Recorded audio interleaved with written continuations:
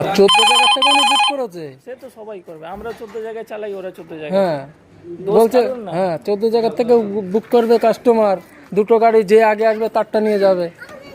সিস্টেমটা ভালো না? এ তো সবাই করে দাদা, এগুলো ঝগড়া। তুমিও দেখছি ওই দলে, মানে ভাড়াটা তোমার হয়েছে নাকি? তুমিও তো সেই জিনিস, ভাড়া হয়ে যাচ্ছে, তুমিও তো সেই জিনিস ড্রাইভার হয়ে। তাহলে কি এই যে গাড়িটা আসছে তেল আমার পড়ে না এখানে? পড়ছে তো। হ্যাঁ তাহলে কথা বলো, ক্যান্সেল। তাহলে তুমি কেন কথা বলছো? তুমি ড্রাইভার হয়ে, আমি তো ওনার সাথে কথা হচ্ছে, তো তুমি এত মধ্যে কেন কথা বলছো কেন? তুমি মধ্যে কেন কথা বলছো কেন? তুমি ছেড়ে দাও, তুমি ছেড়ে দাও। হ্যাঁ বলতে যাও না, ছেড়ে দাও। তুমি মধ্যে কেন কথা বলছো কেন?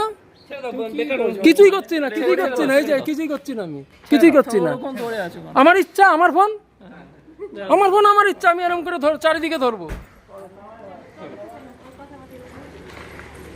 আমারও যায় আছে না, এটা কোম্পানি গাড়ি দাদা। হ্যাঁ ওর জন্যই তো, আমার নিজের টাকার কেনা, বললাম না এটা আমার নিজের টাকার কেনা। তুমি লোকের গাড়ি চালাও, তোমার সারাদিন ব্যাটারি তেল পড়লে অসুবিধা নেই তো।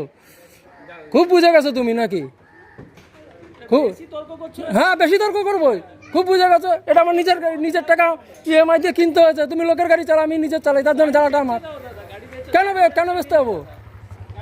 আমি তোমার মা, তোমার মতন মাইন্দারি খাটবো না। তোমার গান কি শুনবো? আমি গাড়ি বিক্রি করবো না করবো?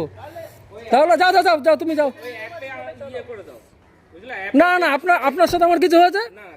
ওর বড় জ্বালা হচ্ছে। একটা গাড়ি কেন মজা বুঝবা কিরকম, ঠিক আছে? তলা ঘষে পুরো ছিঁড়ে যাবে। গাড়ি একটা 7-8 লাখ টাকা দিয়ে কেন, দম থাকলে।